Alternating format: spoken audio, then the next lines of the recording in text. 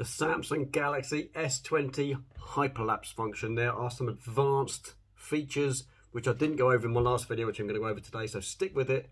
Hope you enjoy.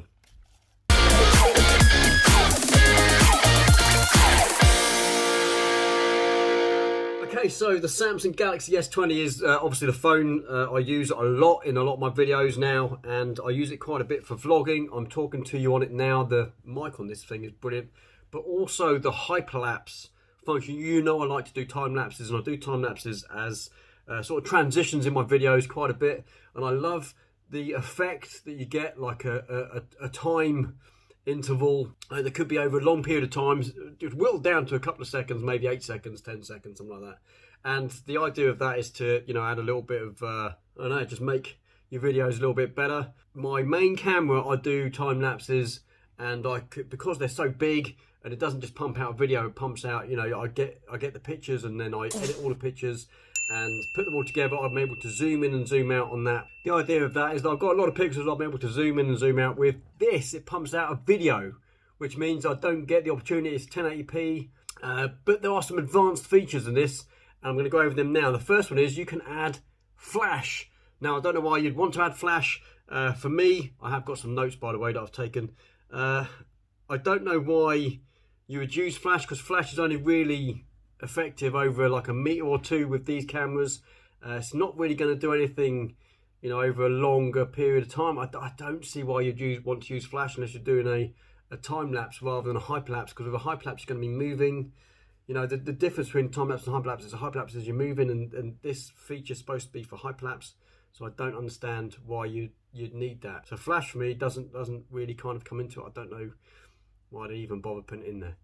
It has a super steady option, which is kind of like your steady shot in camera. They added that in an update because before that, and you saw in my first video, the hyperlapse is very jumpy, so they've added a steady shot, and that's okay.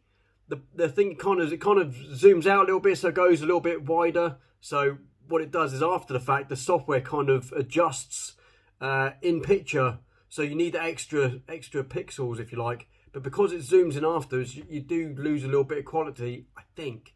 It's hard to tell. Because it zooms out to take the images, and it has to zoom in after the fact, I think you probably lose a little bit of pixels, so you lose a little bit of quality. Can't be used with the flash either. For some reason, you can't use that with a flash. I don't know why. It also has a night mode, which is pretty good. This puts the intervals into some, you know, it slows the shutter speed down as well. This is ideal, and you see on camera that records cars streaming by or streaking by, and it asks you to use a tripod. It's not really a hyperlapse as such. You have to kind of use it on a tripod, so you have to do, it's more like a time lapse than a hyperlapse. But it's very effective. I didn't get a real good chance to use this the other night. I had to get home, but I did do a couple of bits and pieces. I'm going to show you a little bit later on some of the bits and pieces I did. And the next features are pretty good. These are the different intervals, so you can change the intervals, which is quite good actually. I didn't realise this until recently. By default, you set into auto, which means it will probably determine from the scene. The camera probably does some work in the background to determine the scene and what kind of intervals you would potentially need. But there are different intervals. So there is the first one, which is the 4 times recording, people being active. I don't really know what that means. People being active. Is that sports? It doesn't really give you any idea.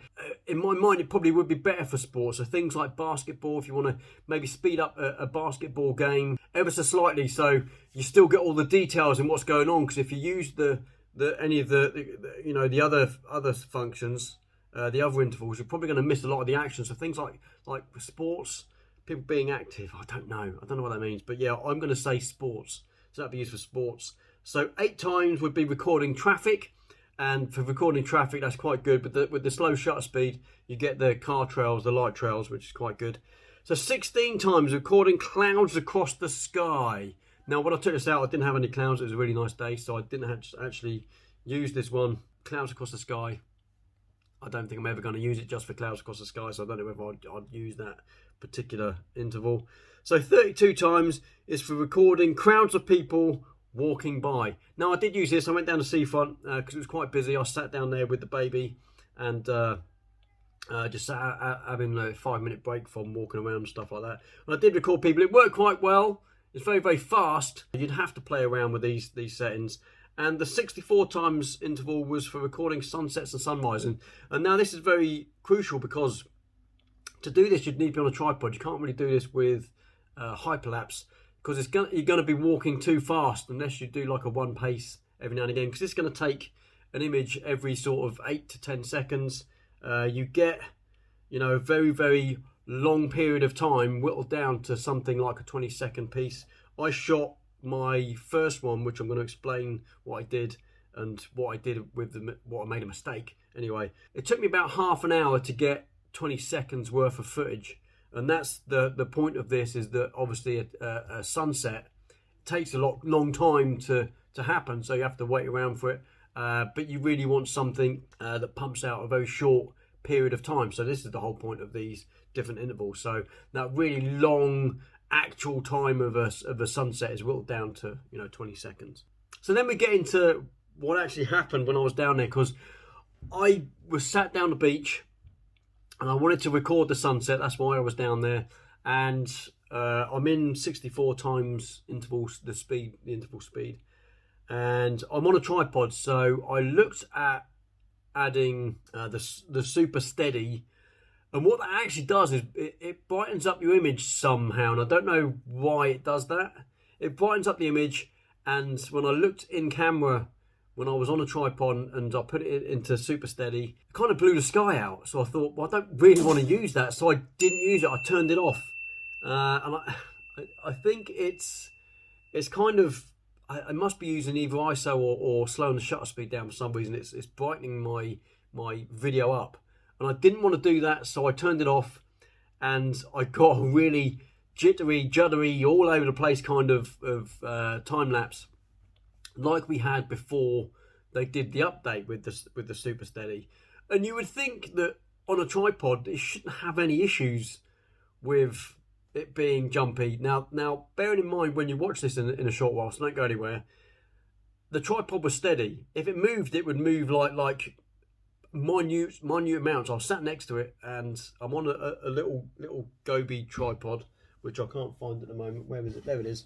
So I'll put my phone on this, and the legs were right out like this on the stones. Bearing in mind, it wasn't even sand, on the stones on the beach, flat out. And it was steady as anything before I even hit the record button. And for some reason it jumps like an absolute good one, and I don't know why. It's very, very peculiar why it would do that even on a tripod. I can understand if I'm walking around doing a hyperlapse and it wants to jump around, because I'm jumping around, but for some reason this thing absolutely jumps around. So I went back down the following evening. The sunset wasn't as good, but I did turn the super steady on and got a relatively, you know, it was a good, albeit bad sunset, but it was a good quality bit of time lapse. My advice to you is, you know, if I get hold of the developers of the app in this for the hyperlapse side of things, and ask them why it brightens the video up or the images up that it's taken, I would ask them to I don't know if we can have some kind of exposure compensation to turn it back down, to mess around with it. I don't know.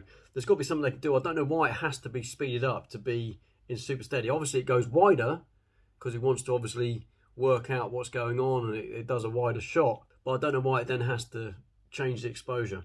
Very, very strange. I would probably not use this without super steady at all, ever. So if you're going to use the hyperlapse function on the S20, use it with super steady on. Don't turn it off. Don't use flash, because flash turns it off anyway, but I don't know why you'd want to use flash. I don't know a situation where I personally would use the flash function on the hyperlapse to I mean, it just turns on the model light, so it just keeps the light on for some reason. But it's only going to work for something very, very close. It wouldn't work during the day anyway, because it's not powerful enough to work during the day. And at night, it's only going to work to about a meter, maybe you know, 90 centimeters, something like that. It's not going to work very well. I don't understand why they even have a flash function on there. Maybe you can tell me, drop me a comment down below. See if you used this with the flash function. Tell me what you've used it in, and I'll see if I can replicate the results. I don't know. So here is the footage of the sunset, which is what I wanted to use it for, and it's probably what I will use it for. Obviously the one on the left is the jumpy one, the one on the right is the one with the steady shot on, or the super steady on. Yeah, you see what I mean? It jumps, and I don't know why it jumps. It's a bit peculiar. I don't know how, or if I would ever want to use it without the super steady. The problem with the super steady on, it brightens the image too much and you kind of lose exposure in the sky. It kind of overexposes it. Don't know. And also here are the hyperlapse images or the hyperlapse I took of. I actually wrapped this around the buggy and walked the buggy. You'll see it in the super steady. Obviously it goes wider, so you see more of the buggy. And the buggy moves a lot, but the background is really steady. I actually really like that, and I think I would use that a lot. Compared to using it without steady shot or without the super steady. It's completely up to you guys. Let me know what you think down in the comments. Do you use this? Is it something you use? Obviously I've done 3 videos now. The first video is actually doing really well, and people aren't seeing my second video, which was the update. This is the update of the update. Let me know what you think. Do you use the hyperlapse of this phone? And if you do, have you used the flash function for a start? And if you have, what were your results? See if I can replicate them. That'd be really good. The night mode is something I really want to get into. I want to get my camera. I want to get my phone out there and use the night mode. Get some car trails. I might go up to somewhere where I can compare them, maybe with my camera. See what I've done before with hyperlapses, or at least the time lapse of car trails. Be on a tripod, so it'll be a time lapse. Yeah, let me know what you think. Are you using the hyperlapse of this? Are you using it primarily for time lapses? What are you using it for? And if you're using it, what kind of results are you getting? Are you enjoying it? Because I am. This phone is incredible. The camera on this phone is really good, especially for video. And I'm doing that, and it's probably annoying you. Anyway, right then. Let me know in the comments. If you enjoyed this video, please whack a thumbs up.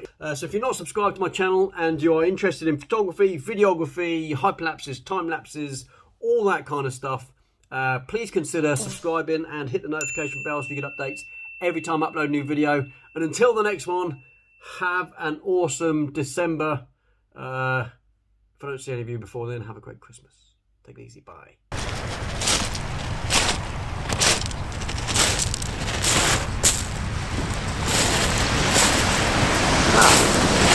You're still here. Nice. It's good that you're still here, because I want to tell you a little something. Those people who are avid followers of me, I want to give a little something back, and to do that it means working alongside you online, because a lot of you can't make it to my workshop. So I've just set up a Patreon account. It is patreon.com/Andy Hornby Photos. So Patreon is a platform where we can create stuff together, even if you're halfway across the globe, and I can learn and teach alongside you, literally alongside you. There's so many things I can do to help you get your photography just to that next level. It is awesome. If you can make it to one of my workshops, I've got a website.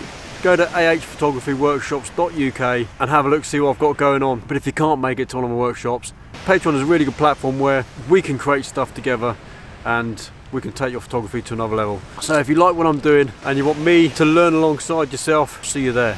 Take it easy, have a good day. Bye.